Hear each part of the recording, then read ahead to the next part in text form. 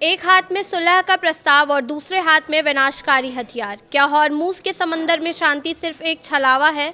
Iran के साथ ceasefire की खबरों के बीच अमेरिका ने पश्चिम एशिया में अपनी जंगी ताकत को 3 गुना कर दिया है। आखिर शांति के दौर में इस महातैनाती का मतलब क्या है? क्या ये बातचीत की टेबल पर दबाव बनाने की रणनीति है या किसी बहुत बड़े विध्वंस टकराव की आहट? नमस्कार, मैं प्रिया श्रीवास्तव और आप देख रहे हैं न्यूज़ 18। अमेरिका ने एक तरफ तो ईरान के साथ सीज़फायर बढ़ाने का ऐलान किया है, वहीं दूसरी तरफ ज़मीन पर उसकी सैन्य तैयारी कुछ और ही कहानी बता रही है। हॉर्मूज को ब्लॉक करने के लिए उसने फिर एक नई चाल चली है। अमेरिकी नौसेना ने मिडिल ईस्ट में अपनी ताकत को अचानक कई गुना बढ़ा दिया है, जिससे एक बार फिर ये आशंका तेज़ हो गई है कि क्या ये नया अटैक प्लान किया जा रहा है। अमेरिकी सेंट्रल कमांड के मुताबिक विमानवाहक पोत USS जॉर्ज H.W. बुश अब हिंद महासागर में तैनात हो चुका है। संभव है कि इसका इस्तेमाल अरब सागर में हॉर्मूज में जाने वाले रास्ते को ब्लॉक करने के लिए किया जाए। हॉर्मूज जाने के लिए जहाज़ अरब सागर से पहले ओमान की खाड़ी में जाते हैं, वहां से वो हॉर्मूज पार कर फारस की खाड़ी में पहुंचते हैं। खास बात यह है कि इसके साथ अब इस इलाके में एक साथ 3 अमेरिकी एयरक्राफ्ट कैरियर मौजूद हैं, जो इराक और अफगानिस्तान युद्ध के बाद पहली बार हुआ है।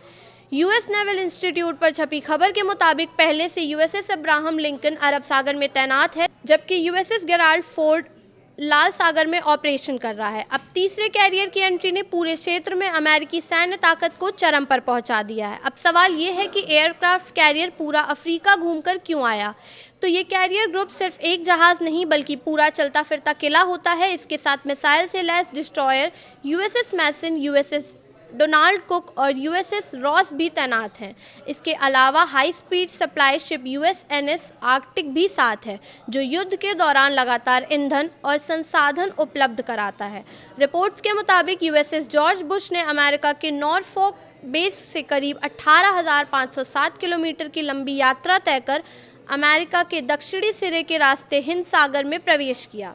ये असामान्य रूट इसलिए चुना गया क्योंकि लाल सागर के बाब अल मंदेब इलाके में सुरक्षा खतरे बढ़े हुए हैं। इस पूरे घटनाक्रम के बीच अमेरिकी राष्ट्रपति ट्रंप ने ईरान के साथ सीज़फायर बढ़ाने का ऐलान किया है, लेकिन साथ ही उन्होंने सेना को पूरी तरह तैनात रहने का आदेश भी दिया है। रिपोर्ट्स के मुताबिक अमेरिका एक डुअल स्ट्रैटेजी पर काम कर रहा है, यानी एक तरफ बातचीत की पेशकश, दूसरी तरफ भारी सैन्य दबाव। फाइनेंशियल टाइम्स की रिपोर्ट के अनुसार अमेरिका करीब 10,000 अतिरिक्त सैनिकों को भी इस क्षेत्र में भेज रहा है। इनमें मरीन एक्सपेडिशनरी यूनिट्स शामिल हैं, जो तेज़ी से हमला और ऑपरेशन के लिए जानी जाती हैं। 3 एयरक्राफ्ट कैरियर, हज़ारों सैनिक और लगातार बढ़ती तैनाती एक बार फिर ये सब संकेत दे रहे हैं कि अमेरिका सिर्फ बातचीत पर भरोसा नहीं कर रहा।